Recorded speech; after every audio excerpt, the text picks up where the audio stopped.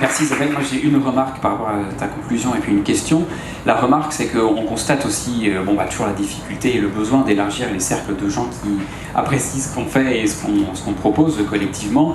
Et cette année, dans le cadre de ce second festival Zero Waste, la grande thématique qu'on a voulu donner, c'est on change de dimension, donc grandir, et aussi le décloisonnement. Donc parmi nos 4 grands partenaires, dont l'ADEME, il y a le Secours catholique, qui est une asso historiquement engagée dans la lutte contre toutes les formes de pauvreté, qui aussi aujourd'hui s'attaque à cette porte d'entrée déchets, ressources, produits.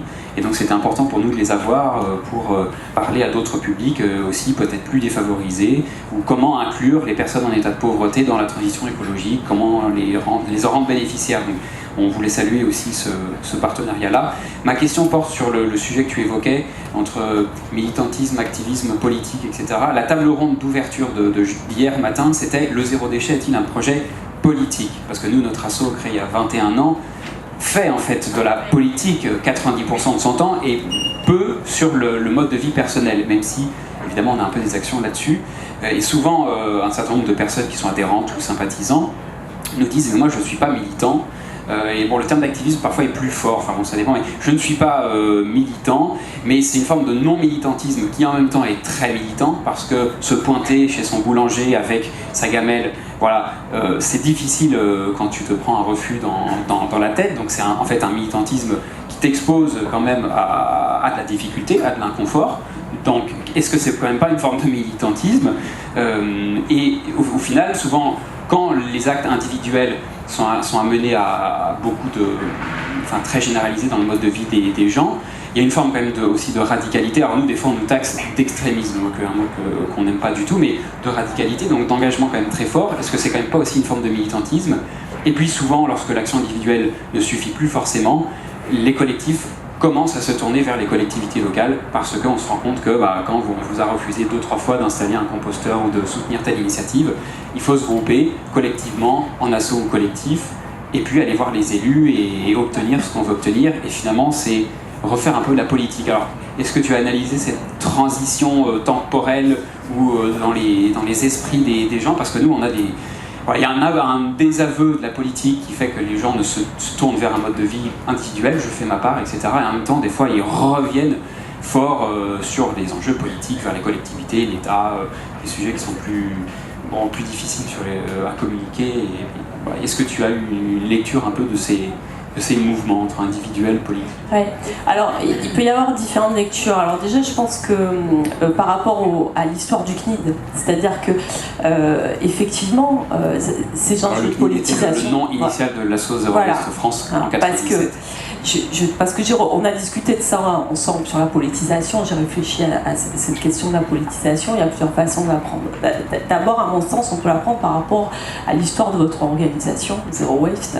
C'était anciennement le CNID, créé le CNID par Greenpeace. Donc quand on dit ça, et qui était quand même, il faut reprendre les speeches, les anciens speeches, c'était les combats locaux contre la décharge et contre l'incinération. Donc il y a une histoire inscrite dans l'organisation qui est, à mon sens, conflictueux, qui est de l'ordre du conflit, qui est de l'ordre de la radicalité, et qui était celle du CNID, et qui a fait son histoire fondatrice. Et qui est toujours une partie de nos actions en tant que juristes dans les contentieux. Tout à fait. Et il ne faut pas oublier, ceci dit, que la notion de zero waste, quand on regarde un petit peu son origine, sa généalogie, c'est quelque chose qui vient comme une réponse à la crise. C'est une notion anglo-saxonne et qui a été portée à la fois par du mouvement social et par des collectivités face à la situation de crise dans laquelle ce recours à l'incinérateur, l'absence de solution, plantait tout le monde, quoi, en fait. Donc il y a aussi ce trajet vers quelque chose, alors si je le dis plus trivialement, du zero waste à la lutte contre le gaspillage, on est passé clairement à un registre beaucoup plus consensuel, donc c'est pas que les militants, j'ai envie de dire, ça s'est institué en catégorie d'action publique qui est devenue beaucoup plus consensuelle, quoi. Donc après, quand on part de là, ensuite on peut pas s'étonner de voir que les gens sont moins radicaux, moins violents, qui sont beaucoup plus gentils, etc. Je veux dire, cette notion de lutte contre le gaspillage, elle a quand même une histoire. Bon. Alors ensuite, par rapport à l'action collective, aux formes d'agir, moi, c'est effectivement, c'est ce qui, moi, j'ai toujours travaillé, j'ai mené pendant très longtemps des recherches sur les mobilisations contre l'incinération. Donc il y avait des profils très différents. On avait beaucoup plus d'hommes, et puis c'était des modes d'action éminemment conflictuels, quoi, hein, et les gens, ils étaient dans des problématiques d'angoisse et de peur par rapport au rejet d'incinérateurs qui étaient très très différentes. Donc on était dans un écosystème militant qui était radicalement différent de celui-ci que moi j'ai découvert, hein, et effectivement, je pense que, alors après, c'est un mouvement qui est récent, donc c'est toujours difficile aussi de... Mais je pense que ce qui fait la caractéristique, en tout cas moi ce que j'ai vu dans mon enquête, hein, c'est vraiment ce refus de tomber dans un registre soit trop idéologique, soit trop violent. En gros, on n'a pas affaire à des gens qui vont mettre le feu aux poubelles. Hein, alors que quand c'était contre la mobilisation, contre l'incinérateur, je vous assure que c'était parfois assez violent. Donc voilà, on a affaire à un activisme, un militantisme positif. Maintenant, peut-être que la maturité du mouvement va mener vers d'autres formes, d'autres modalités d'action qui seront plus politiques. Mais je trouve que ce qui fait la griffe à l'heure actuelle de ce mouvement, c'est son optimisme, c'est son refus d'entrer dans le conflit, pour privilégier en fait des formes d'action, voilà, de résolution. À tort ou à raison, je ne sais pas, c'est pas un mot de tir, mais voilà. Merci. Bon, en tout cas, nous, en tant que structure, on essaye d'être sur les deux fronts, c'est-à-dire déconstruire le monde contre lequel on s'oppose, et on est dans des luttes. Alors, le mot lutte est un peu connoté, mais bien sûr non violente pour nous, mais contentieux, mobilisation. L'incinérateur d'Ivry est un cas emblématique à l'heure actuelle, et en même temps en proposition d'une alternative. Et aujourd'hui, l'essor des solutions nous permet, d'autant plus efficacement, à juste titre sur certains projets, de nous opposer et dire en fait on peut faire concrètement. Parce que le CNID a cette histoire derrière lui. Mais la plupart des collectifs n'ont pas ce background. Donc eux, ils sont d'emblée dans ce militantisme positif. Ils n'ont pas tout ça derrière, en fait, cette longue histoire du CNID. On essaie de la transmettre. Merci Isabelle. Jean-Damien, tu es attendu par toutes les personnes qui travaillent en collectivité locale. On a voulu commencer par une analyse globale, je ne sais pas si c'est le mot juste, mais en tout cas dans cette philosophie-là, pour aller, alors là, sur le plus terrain que terrain, en porte-à-porte avec les usagers, les administrés des collectivités locales. Il va falloir le rallumer. Pim, voilà. Pour savoir comment est-ce que par la psychologie sociale, je vais détailler tout ça, on peut faciliter le geste environnemental, si je dois résumer. Donc, bon, j'ai la voix un peu enrouée parce que j'ai un peu la crème.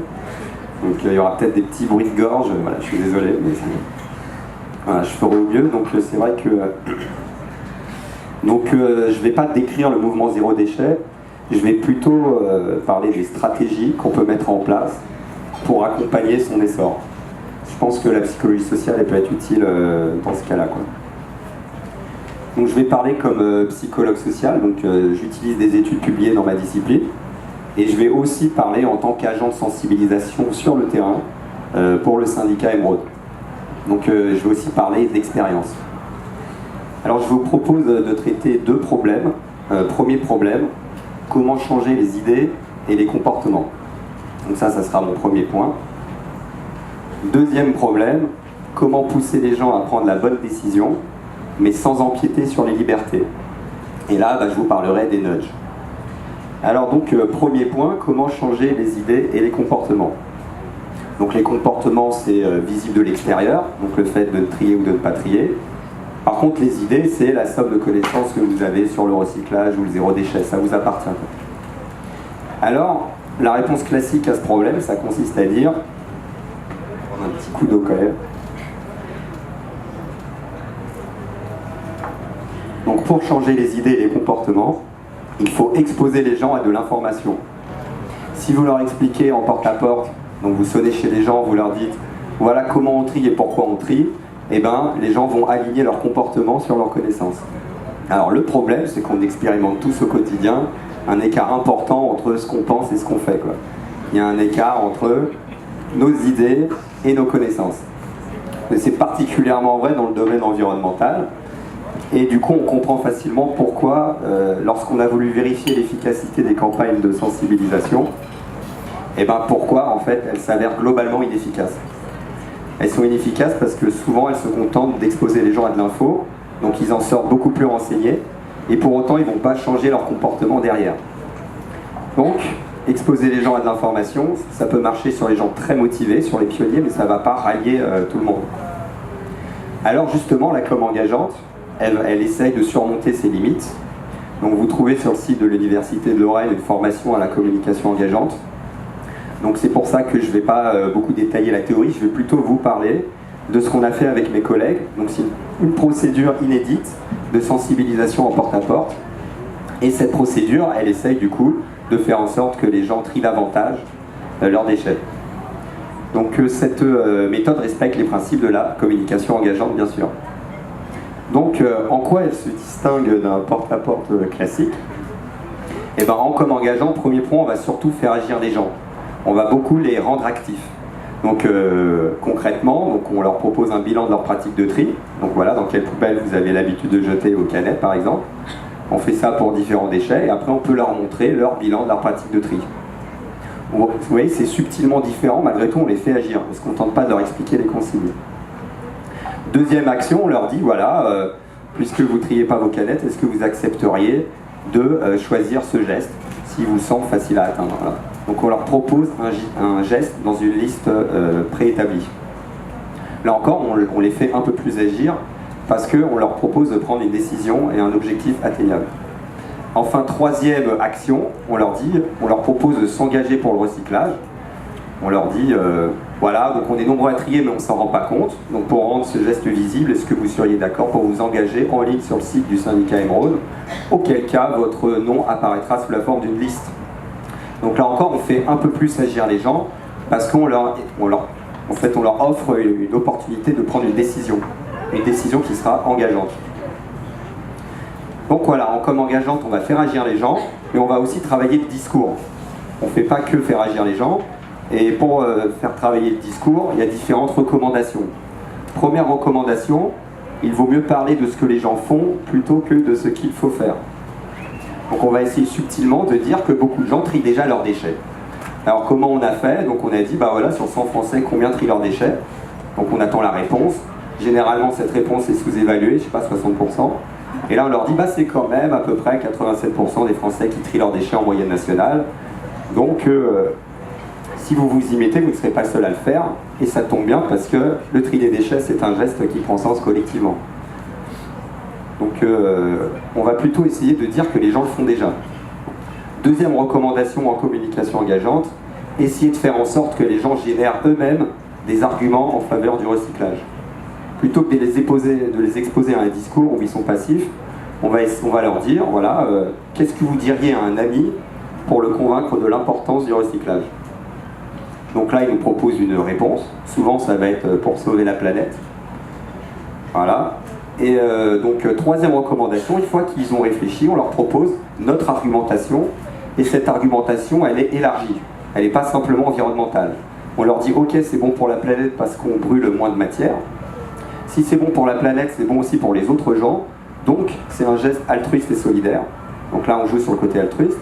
Et enfin, on dit également, c'est bon pour l'économie, donc l'économie dite circulaire, où les déchets deviennent des ressources.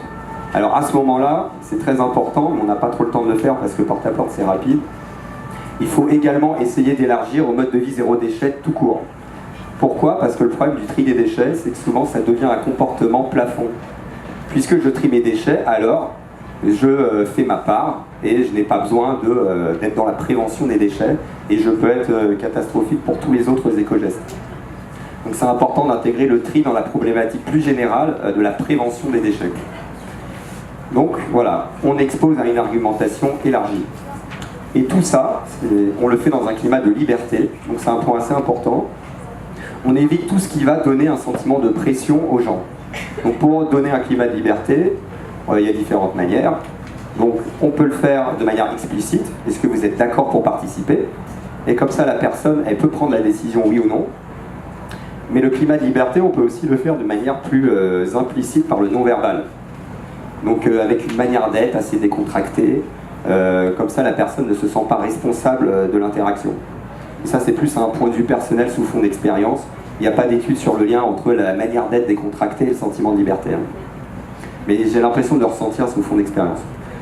Donc voilà pour la communication engageante. Donc l'idée, c'est que puisque j'ai fait tout ça sous un fond de liberté, alors autant persister dans la même ligne d'action, autant trier derrière ou autant adopter le mode de vie zéro déchet. Et j'ai fait tout ça et je l'ai fait librement, donc autant persister derrière. Parce que là, exposé comme ça, ouais. entre Orwell et Machiavel, tu te situes où en fait? Alors, on manipule pas les gens dans le sens où c'est conforme au bien commun, mais on essaye d'exercer une influence sociale. Et on est dans l'influence sociale plus que dans la manipulation, puisque la manipulation elle est toujours au détriment de celui qui est manipulé. Donc là, on est dans l'influence sociale. C'est bon? Voilà, donc ça c'était la com engageante. On l'utilise en porte-à-porte, on peut aussi l'utiliser dans d'autres contextes. Maintenant, on va passer du coup au nudge. Alors les nudges, on change de point de vue. On n'essaye plus de sensibiliser les gens, on change le contexte dans lequel on prend nos décisions. Donc on va vraiment changer le contexte directement. On va essayer de mettre en relief les options les plus avantageuses, donc pour le mode de vie zéro déchet par exemple, pour qu'elles soient choisies de manière automatique. Donc ça c'est les nudges. Alors, donc les nudges, qu'est-ce que ça veut dire? Ça veut dire coup de pouce en anglais ou coup de coude. Donc il y a l'idée qu'on va pousser les gens pour qu'ils prennent les bonnes décisions, mais on va éviter d'empiéter sur leur liberté. Alors comment on fait ça? Comment on évite d'empiéter sur les libertés? Eh bien, premièrement, du coup, ça exclut la sanction. Parce que si vous êtes dans la sanction, donc par exemple, si vous triez votre bac que parce qu'il y a une amende, le jour où le contrôle cesse, le jour où l'amende cesse, le comportement revient à l'identique. Parce que la sanction a bloqué l'appropriation de l'acte. L'acte de tri n'est pas intégré à la structure de la personnalité. Du coup, en fait, l'habitude ne s'est pas créée. Donc on en revient à la case départ. Donc les nudges évitent la sanction pour ne pas empiéter sur les libertés. Les nudges évitent la sanction, mais ils évitent aussi la récompense matérielle, et ça c'est un point plus étonnant. Parce que la récompense matérielle, eh ben, c'est le même principe. Si vous travaillez uniquement pour le salaire, vous ne travaillez pas par plaisir, vous ne travaillez pas pour explorer le monde librement, vous travaillez en vue d'un but qui est extérieur à votre acte. Et la récompense matérielle, c'est pareil, du coup, vous pouvez être démotivé par la récompense matérielle. Voilà. Ce qui est aujourd'hui une grosse question, notamment dans le cadre de du retour supposé de la consigne, alors pas forcément pour réemploi, mais pour recyclage, c'est-à-dire les machines de déconsignation dans la rue, dans les gares, pour avoir quelques centimes, etc. Là, il y a des gros débats. Est-ce que vous avez cette réflexion-là en tant que collectivité? Désolé si je te coupe. Non, mais c'est très bien. Mais en tant que collectivité, je ne pense pas qu'on ait beaucoup abordé le thème. Après, en tant que psychologue social, ça je pense que c'est un sujet de recherche, c'est sous quelles conditions la récompense matérielle est motivante. Et là, ce serait intéressant de voir, par exemple, dans le cadre de la consigne, si les gens prennent vraiment l'habitude une fois que la récompense cesse. Donc c'est une question qu'il faut se poser, quoi. Aussi, avec la tarification incitative, la question se pose, quoi. Mais la logique nudge, donc, elle évite la sanction et la récompense. Elle va essayer donc de mettre en relief les options les plus avantageuses. Donc, par exemple, l'impression recto-verso. L'impression recto-verso, si vous le mettez comme choix par défaut, eh ben, l'option qui est la plus évidente, c'est d'imprimer en recto-verso. Voilà, donc on a trafiqué un peu l'environnement et comme ça, le choix par défaut, c'est d'imprimer recto-verso. Donc on a mis en évidence l'option qui est la mieux pour le bien commun. Donc pour mieux comprendre les nudges, il faut aussi comprendre comment on prend nos décisions au quotidien. Et ça, il y a un livre qui est utile là-dessus, donc c'est le livre d'un psychologue qui s'appelle Daniel Kahneman, et qui s'appelle Système 1, Système 2, les deux vitesses de la pensée. Donc c'est un livre qui est utile pour faire des bons nudges. Donc il propose deux vitesses de la pensée, donc je vous propose de les expérimenter, ces deux systèmes. Voilà, si je vous dis, essayez de résoudre 17 fois 32. Voilà, 17 fois 32, donc de tête. Donc je pense que pas beaucoup de gens vont faire l'effort, donc déjà il faut être motivé. Ensuite, quand bien même on y arrive, le problème c'est que on va fatiguer assez vite quand même. Et on va utiliser toutes nos ressources conscientes pour maîtriser le raisonnement. Et bien vous avez expérimenté le système lent. Maintenant si je vous dis banane, vomi. Donc, vous avez sans doute expérimenté un dégoût, ça s'est fait sans effort, ça s'est présenté à votre conscience tel quel, et vous avez également peut-être fait un scénario cohérent, c'est-à-dire que la banane entraîne le vomi, alors que ce n'était qu'une juxtaposition. Donc ça, c'est aussi une caractéristique de notre système rapide. On voit de la causalité un peu partout, et on aime bien les récits cohérents.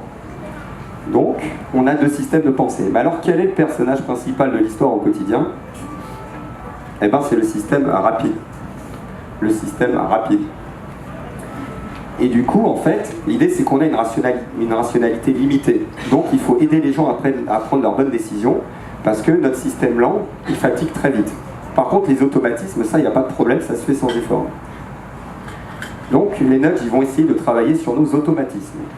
Alors, je vais terminer par deux exemples de nudges d'échecs, et on va essayer de voir si vraiment, enfin, en quoi c'est des nudges, en fait.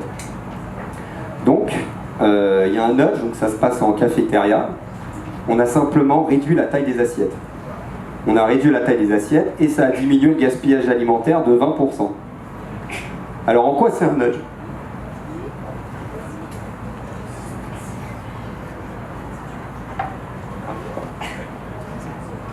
Donc, en quoi c'est un nudge ? Eh bien, parce qu'on a changé l'environnement, on n'a pas cherché à sensibiliser les gens. Alors, en quoi on joue sur des automatismes ? Eh bien, parce que la taille des assiettes suggère une norme sociale derrière. Puisque l'assiette est petite, alors c'est normal de consommer peu, alors j'ai plus de chances de consommer peu à mon tour. Puisque la taille de l'assiette est grande, alors les gens mangent beaucoup, alors autant manger beaucoup à mon tour. Alors ça, c'est une hypothèse, je ne suis pas sûr que le degré de preuve soit très, très fort. Mais on est quand même dans l'idée que la taille des assiettes transforme l'environnement et joue sur nos automatismes. Enfin, deuxième exemple de nudge. Le nudge ne teste pas le Texas. Donc ça se passe au Texas. Et on a simplement mis un message persuasif sur les bacs. Don't mess with Texas. Et ça a augmenté beaucoup les performances de tri et de recyclage. Ne teste pas le Texas, ne cherche pas le Texas, voilà. Ne viens pas embêter le Texas un peu. Voilà. Et en fait, alors en quoi c'est un nudge ? Eh bien, on a transformé l'environnement. Donc on n'est pas dans des informations volatiles, on n'est pas dans un échange verbal, on n'est pas dans des flyers ou des brochures. L'information, elle est disponible en permanence. Et en plus, donc, on va jouer sur des automatismes, on va jouer sur la motivation à se conformer à un groupe d'appartenance. Donc à faire comme ceux avec qui on se sent appartenir au même groupe. Donc voilà, on voit qu'on joue quand même sur des automatismes. Donc il y a plein d'autres nudges après, mais du coup je ne vais pas en parler. Est-ce que j'ai le temps pour une conclusion ? Vas-y. Alors voilà, en conclusion du coup, le message de la com engageante stratégiquement, ce serait faites agir les gens, faites-le dans un climat de liberté et persuadez-les. Mais si vous cherchez à les persuader, essayez de montrer qu'on est déjà nombreux à adopter le mode de vie zéro déchet. Jouez beaucoup sur les normes descriptives, c'est-à-dire ce que les gens font. Et essayez plutôt de faire en sorte qu'ils génèrent eux-mêmes des arguments pour le zéro déchet. Le message des nudges, ce serait changer plutôt le contexte, notamment le contexte de la demande et de l'offre économique, changer le contexte pour mettre en avant les options zéro déchet les plus avantageuses, et surtout ne pas partir du principe que nos automatismes ont plus d'importance que nos délibérations conscientes au quotidien. Donc n'en demandez pas trop aux consommateurs. Et c'est quand même, à mon avis, une approche qui tend à responsabiliser les producteurs. Et aider les consommateurs, par contre, à faire les meilleures décisions. Voilà. Après, j'ai deux techniques dans lesquelles je pourrais ouvrir, mais je ne sais pas si j'ai le temps, c'est pas grave. Je vais poser une question à Isabelle. Ouais, merci à vous, merci. Merci, Jean-David.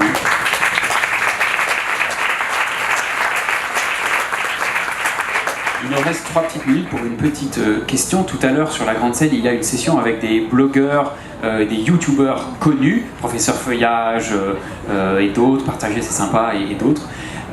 On observe qu'ils rajeunissent quand même beaucoup la communication. Je ne sais pas s'ils rentrent dans tes préconisations, du coup peut-être qu'il faudrait leur poser la question. Isabelle, en préparant cette session, on s'était dit qu'il y avait un rapprochement finalement entre la communication, les actes des collectivités, qui là, bon, il y a un gros travail de dépoussiérage et sans critiquer ce qui a pu être fait, mais il y a de l'étude, ça change peut-être profondément à terme la façon dont vous parlez aux gens.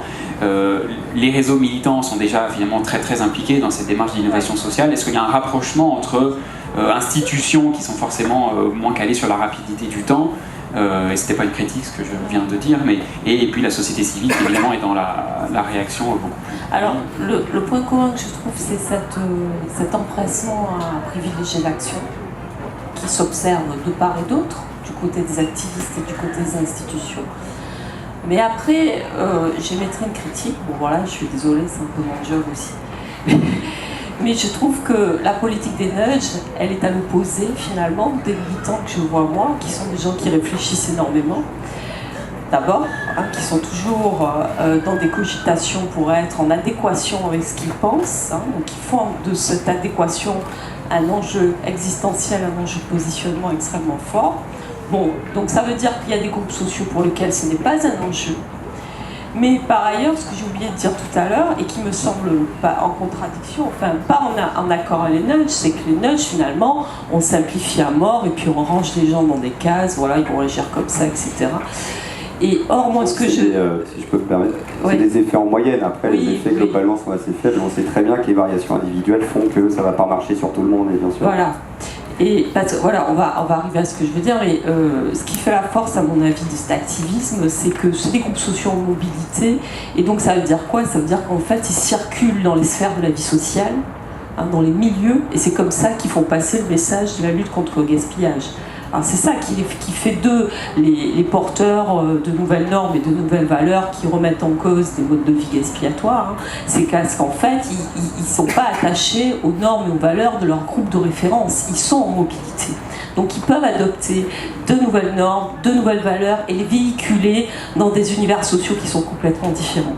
Mais tout ça pour revenir au nudge, à mon avis, on peut y arriver dans cette histoire. Alors là, je prends une casquette plus engagée, moins universitaire, que si on fait l'hypothèse de la pluralité des modes des mondes sociaux, des façons d'être sensibles à ces questions. Voilà, c'est ça. Il faut les adapter aux groupes sociaux. Après, ça demande d'ailleurs un travail d'étude sur le terrain, du coup, et des bureaux d'études spécialisés pour adapter bien sûr aux milieux sociaux. Voilà. Je dois vous remercier beaucoup de votre participation. Jean-Damien Gracias du syndicat Émeraude, suivez-les. Isabelle Agec et son colloque à Strasbourg, 20-21 septembre. Je vous remercie et à très bientôt.